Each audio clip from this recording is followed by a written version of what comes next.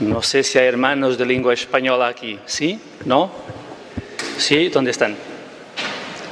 Pues que encantados estáis de, en el lugar donde ha nacido San Antonio, oír cantar la aleluya en lengua española. Bien, vale. Decía yo en el inicio de la Eucaristía que esta Eucaristía se infiere en la trecena en honor de San Antonio. Por eso no tenemos una homilía normal de Eucaristía, sino lo que llamamos un sermón. Pido a Dios que el Espíritu desça. Pues irmãos, falamos, tentarei hablar despacio. Irmãos, podíamos hoje falar apenas destas 3 leituras riquíssimas que acabamos de escutar. Os Atos dos Apóstolos colocam-nos os apóstolos 50 dias depois da Páscoa reunidos com medo dos judeus. E o Espírito Santo descer sobre eles e pousar sobre as suas cabeças como línguas de fogo. É habitualmente esta a imagem que nós temos da descida do Espírito Santo. E diz que eles ficaram cheios do Espírito Santo e saíram para anunciar com alegria a boa nova do reino de Deus. Mas é interessante como o Evangelho, São João, nos conta a vinda do Espírito Santo completamente diferente. Em São João, como escutamos, o Espírito Santo não vem 50 dias depois. Vem no próprio dia da ressurreição de Jesus, ao fim do dia. E não vem caído do céu, vem pelo próprio Jesus, que se apresentando na tarde desse dia, diante dos apóstolos, e somente dos apóstolos, em São João, sopra sobre eles. Jesus sopra e diz, eu que soprei, e diz, recebei o Espírito Santo. É Jesus que lhes confere o Espírito Santo. Para quê? Para irem e perdoar os pecados àqueles que se arrependerem, ou recusar o perdão dos pecados àqueles que não se arrependerem. Vejam como 2 versões diferentes da vinda do Espírito Santo. Mas diz-nos na segunda leitura, São Paulo, na primeira carta aos Coríntios, que é o mesmo Espírito Santo, que atua em todos, e que a Igreja dá diversos ministérios, dá diversos dons, e por isso nos convida a todos, dizia no final, a beber deste mesmo e único Espírito.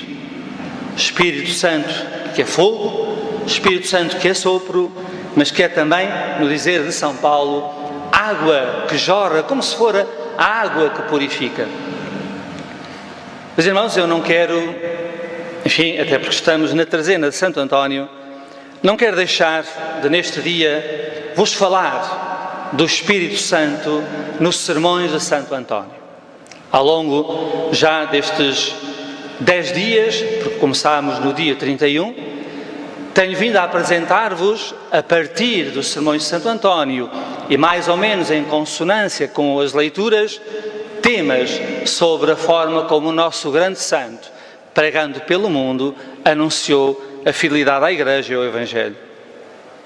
E é curioso que no 6º domingo depois da Páscoa, Santo António vai citar o texto do profeta Isaías, no capítulo 26, para comparar o Espírito Santo ao orvalho de luz. O orvalho que são pequeninas gotas de água que no amanhecer de cada dia encontramos sobre a terra ou sobre as ervinhas, as plantas, as flores.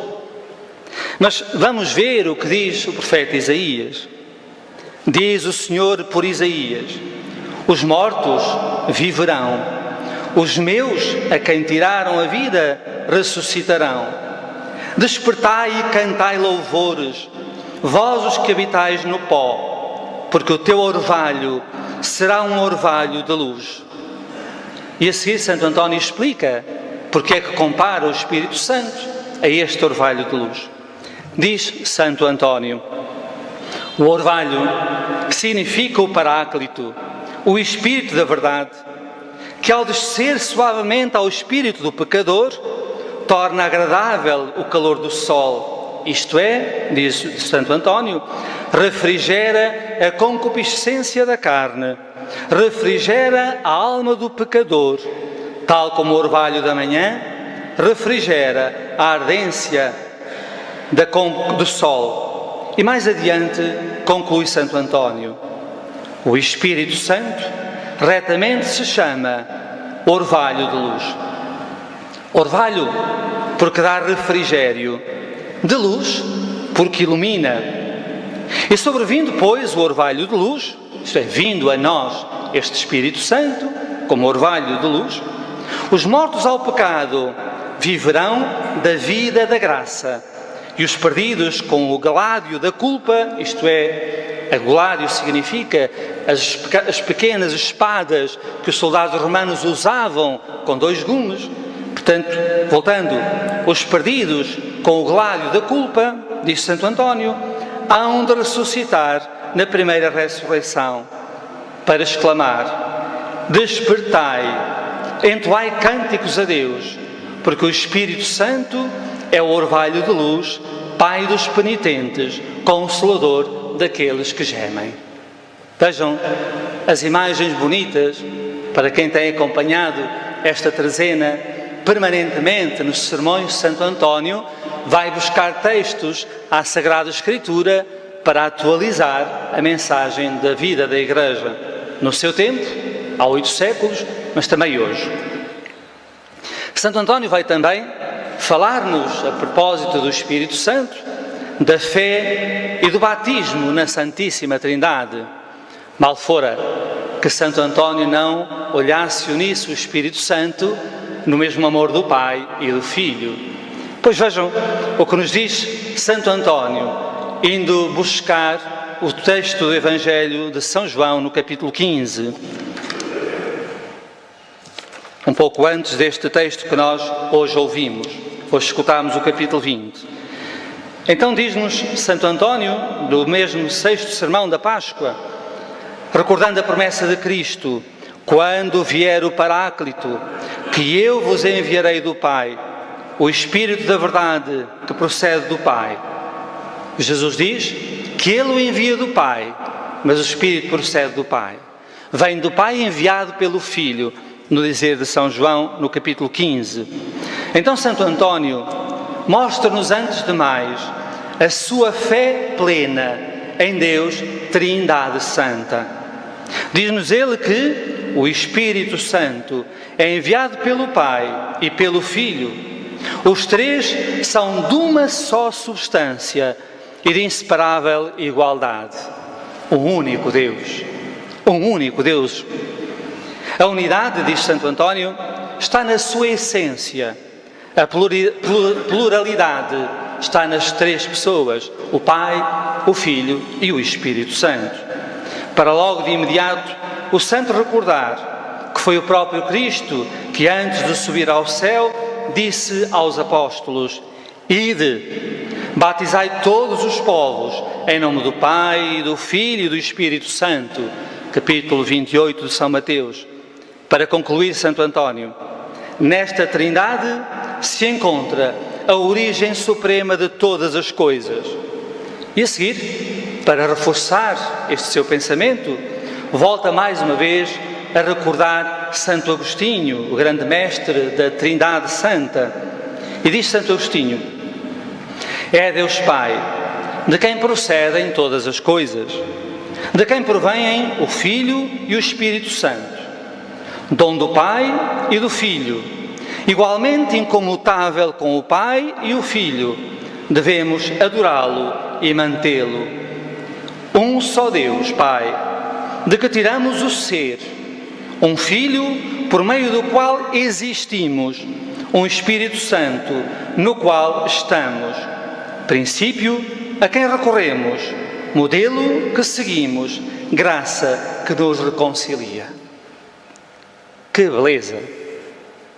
Que beleza Santo Agostinho deixa a Santo António.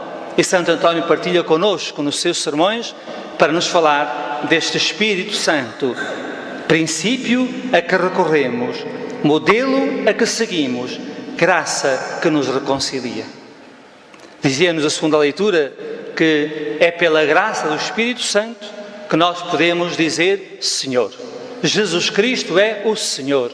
E não o podemos dizer de outra forma, a não ser pela graça do Espírito Santo. Pois, irmãos, assim Santo António nos apresenta este Deus uno e trino, que sendo inseparável nas três pessoas, devemos adorá-lo de forma clara com o nosso coração, pois sendo um só e o mesmo Deus, Ele permanece sempre presente na vida dos seus filhos e daqueles que neles vivem, nós. Como rezamos no símbolo ou no credo da fé, ao começarmos a dizer, creio em um só Deus e por aí fora.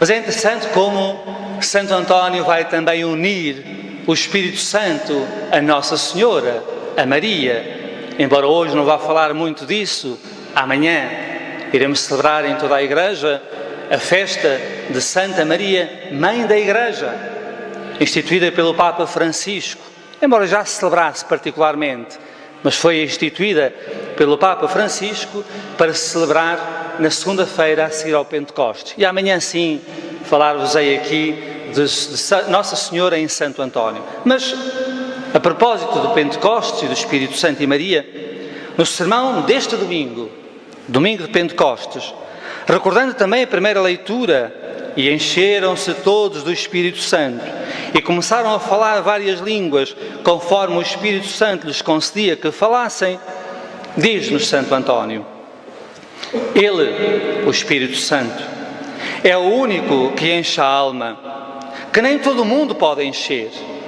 E mais adiante, por isso foi dito à Virgem Maria: Ave, ó cheia de graça, o Senhor está contigo, bendita és tu entre as mulheres, conceberás e darás à luz um filho, pela ação do Espírito Santo. Pois o mesmo Senhor, diz Santo António, conserva não só interiormente a plenitude da graça, mas também opera no exterior a bênção da fecundidade, isto é, das obras santas. Maria é assim associada ao mistério da vinda do Espírito Santo. Aliás, ela mesma o leva quando visita a sua prima Isabel. Donde me é dado, diz Isabel, que venha ter comigo a mãe do meu Senhor. E diz o São Lucas que Isabel ficou cheia do Espírito Santo. Bonito. Voltando a Santo António. Maria é associada ao mistério da vinda de Cristo, muito antes de ele ser prometido e descido sobre os apóstolos.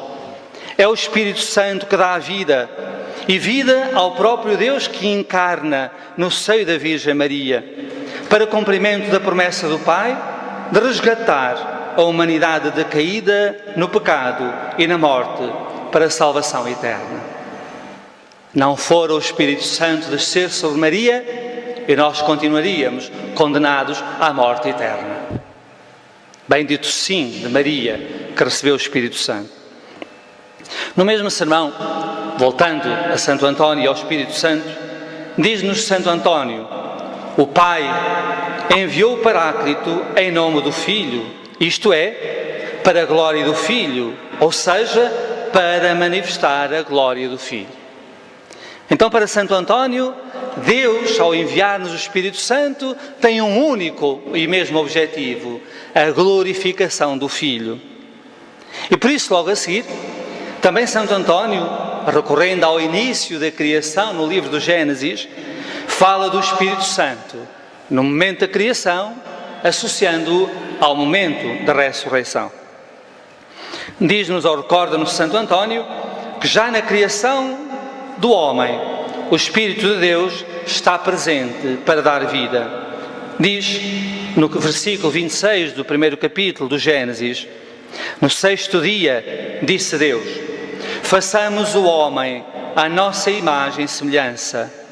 E inspirou no seu rosto o sopro de vida, e o homem tornou-se alma vivente. Deus inspirou o sopro de vida. Vejam como o Evangelho de hoje, de São João, coloca Jesus a fazer sobre os apóstolos, para lhes infundir o Espírito Santo, a fazer o mesmo que Deus fez quando criou o homem, soprou sobre ele e concedeu-lhe o sopro da vida. Portanto, Santo António recorda que neste momento da criação, Deus insufla no homem o Espírito Santo, o Senhor que dá a vida. Como recordo mais uma vez, rezamos no credo em cada domingo. Vejamos também aqui o paralelismo que Santo António faz com o Evangelho que hoje escutamos, João 20, e que eu acabei de dizer. Sopra sobre eles e diz-lhes, Jesus, recebei o Espírito Santo. Àqueles a quem perdoardes os pecados, ser-lhes-ão perdoados, e àqueles a quem os retiverdes, ser-lhes-ão retidos. Também Santo António nos fala do pecado e da graça no Espírito Santo, ou melhor, o pecado no homem, a graça no Espírito Santo.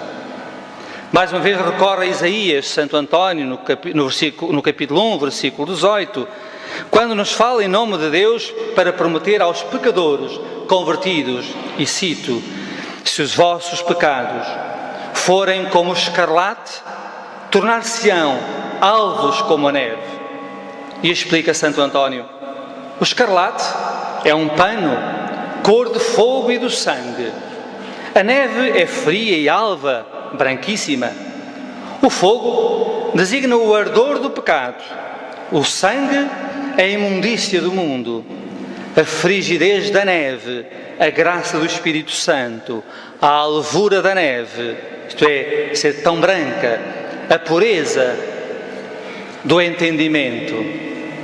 É esta a graça do Espírito que nos revela e dá a conhecer todas as coisas.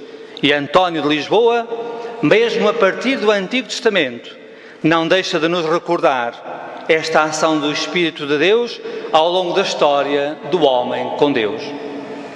Por isso, como que transportando as palavras do profeta Isaías para a boca de Cristo e por Cristo para a Igreja, a propósito da conversão, o santo interpreta: se vos converterdes a mim, Cristo, eu infundir-vos-ei a graça do Espírito Santo, que não só extinguirá o ardor do pecado, como também lavará a sua imundícia. Se nos convertermos a Cristo, Ele lavará toda a podridão, Ele lavará todo o pecado que existe em nós, para nos salvar e ser glorificado junto do Pai. O perdão dos nossos pecados, irmãos, implica uma permanente conversão do homem decaído em Adão, para se regenerar em Cristo, que infunde em nós o Espírito, para que tenhamos vida e vida em Deus. Santo António fala-nos também dos irmãos na unidade do Espírito. De uma forma muito simples, mas de enorme eloquência, Santo António, no 17º sermão do domingo de Pentecostes, e citando a carta aos Efésios, onde se lê, no capítulo 4, solícitos em conservar a unidade do Espírito pelo vínculo da paz, há um só corpo e um só Espírito. E exorta-nos Santo António: deveis guardar a unidade, de modo que sejais um só corpo, a servir o próximo, e um só Espírito com Deus, querendo o que Ele quer, ou então, um só Espírito com os irmãos, com os quais se tenha o mesmo querer e o mesmo não querer. Vejam, como irmãos, unidos no mesmo Espírito, que sejamos, como diz São Paulo, sim, sim, não, não. Que não haja na unidade da Igreja gente sem vontade, sem garra, sem força do Espírito de Deus. Irmãos, reflexão minha. Não é Santo António que diz, sou eu. Como estamos, a partir daquilo que acabamos de escutar, tão distantes desta realidade de vivermos unidos no mesmo Espírito. Estamos tão distantes. Como seria urgente e pertinente hoje recordar estas palavras de São Paulo ou de Santo António a todos os cristãos, católicos, ortodoxos, protestantes e todos os que se dizem crentes em Cristo, mas que em nada participam da vida de Cristo, nem nas suas igrejas ou comunidades cristãs, nem na busca de conhecer o mistério salvífico de Deus.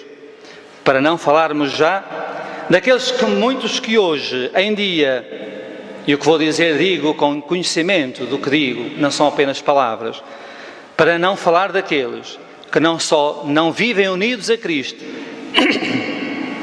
mas que misturam ritos sagrados cristãos com benzeduras, com bruxarias. Há dias falávamos das pessoas que vêm à comunhão e procuram levar às escondidas a hóstia consagrada para as bruxas e para os bruxos. Ou então os cristãos que vêm à missa e comungam e a seguir vão participar de macumbas ou candomblés. Ou aqueles que misturam imagens sagradas, como imagens de Nossa Senhora, de Santo António e outros santos, com imagens ou estátuas das Iemanjás, dos cultos que chegam até nós, como se fosse tudo a mesma coisa. Posso dizer-vos que há uns 3 anos entrei numa capela, não vou dizer onde ao lado de uma imagem lindíssima de Nossa Senhora estava uma imagem de Iemanjá deste tamanho, a deusa das águas, não é? E eu fiquei horrorizado. Imediatamente contactei o pároco daquela paróquia, não foi em Lisboa, e perguntei-lhe: Senhor Padre, eu sou Frei Albertino, franciscano, venho de Lisboa, passo por esta cidade, venho à sua paróquia e vejo isto. O senhor tem consciência do que está a fazer aos fiéis? E ele estava mesmo ali ao lado e veio ter comigo cumprimentar-me e disse-me: sabe, é que há muitos cristãos que pensam que é a Imaculada Conceição e por isso eu deixo ficar. E eu disse-lhe: pois fica a saber que eu vou comunicar ao seu bispo esta nossa conversa. E se o senhor não tirar esta imagem, esta estátua da deusa do mar, de um lugar sagrado cristão, o senhor é um blasfemo. O senhor tem o direito e o dever de dizer aos seus cristãos que não é Nossa Senhora, que não é a Imaculada Conceição, que é uma deusa do mar, vinda do Brasil e da fé popular brasileira. Que eles se celebrem, não é nada comigo, o respeito pela fé de qualquer um. Agora que eu coloco ao lado de uma imagem de Nossa Senhora, uma estátua de uma deusa que não é cristã, isso não se pode admitir. E ele imediatamente levou aquela estátua ali para fora. E nunca mais lá voltou a pôr, porque é um lugar onde eu vou com muita frequência. Rezar. E também descansar.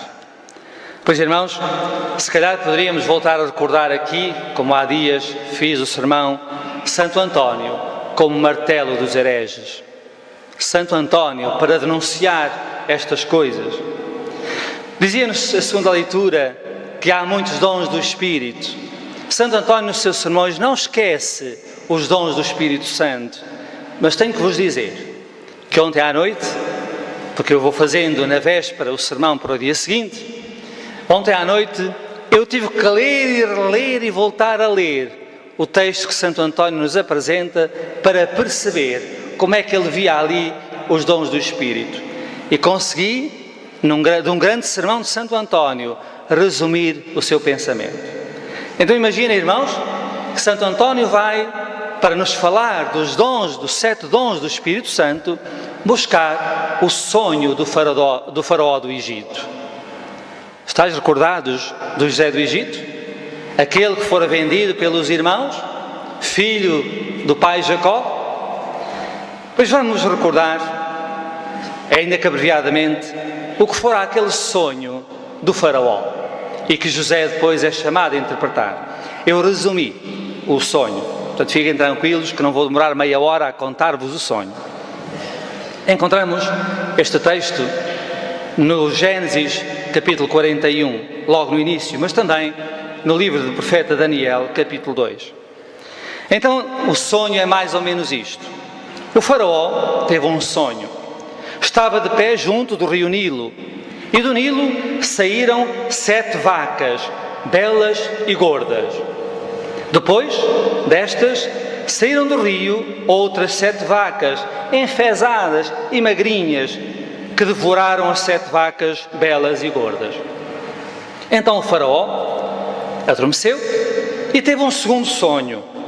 E neste segundo sonho ele vê 7 espigas, grandes e belas, subirem de uma única e mesma haste.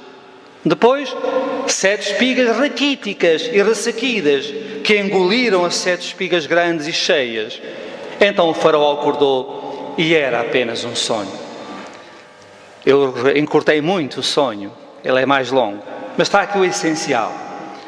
Santo António, a partir de uma grande reflexão e interpretação acerca deste sonho do faraó, começa por fazer uma crítica acérrima. Eu quase que estive para não pôr aqui, mas por que não? Se ela foi feita e era assim, e sei lá se hoje não é assim.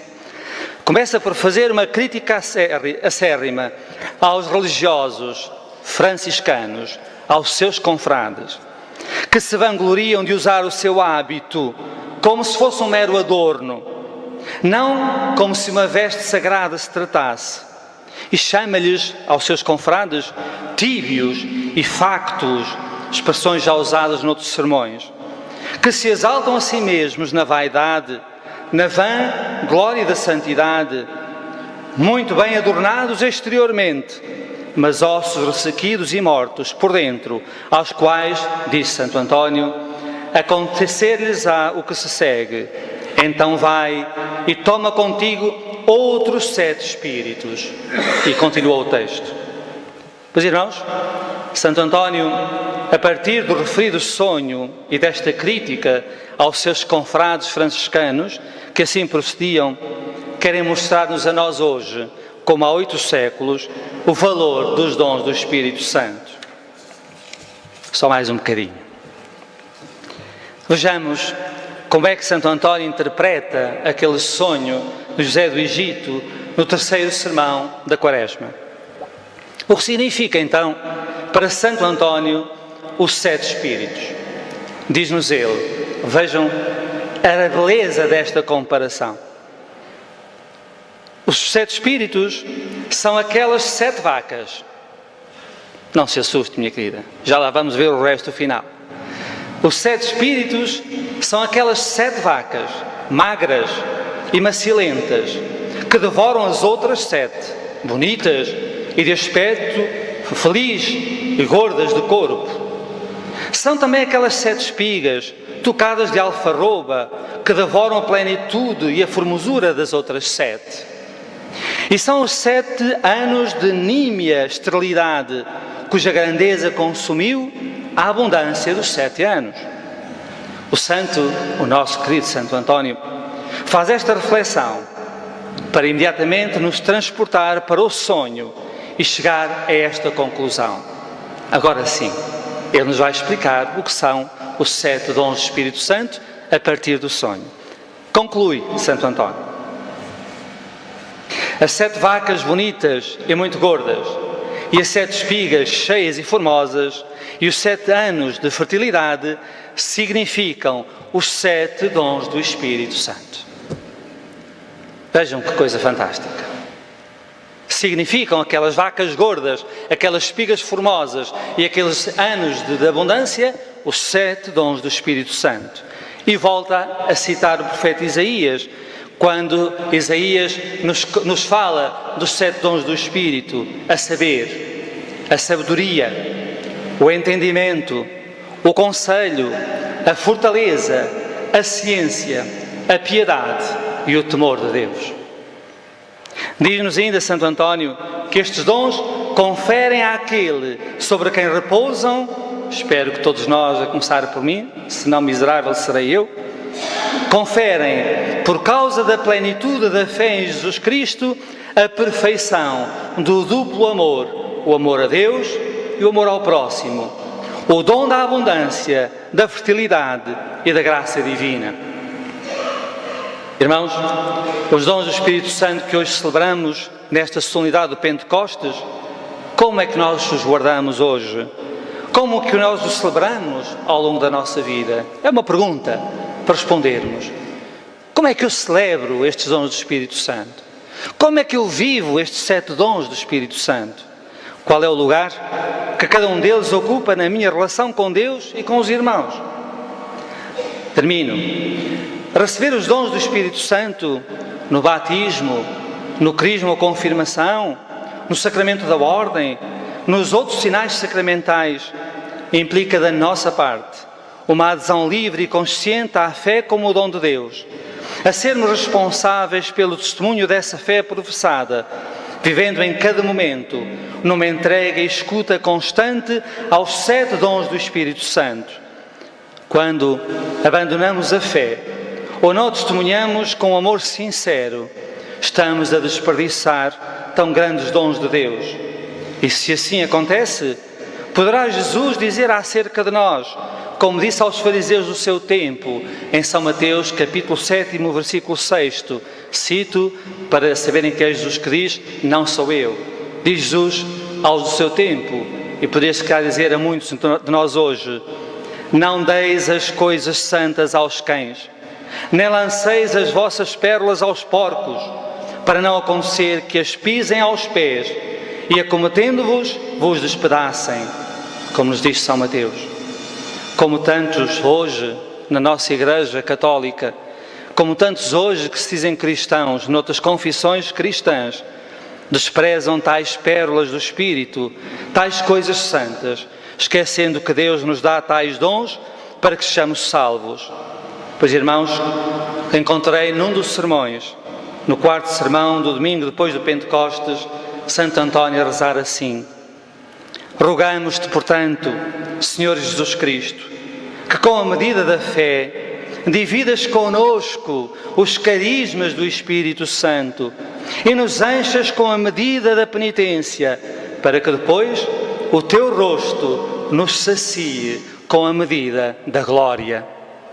Seja louvado nosso Senhor Jesus Cristo. Santo António de Lisboa,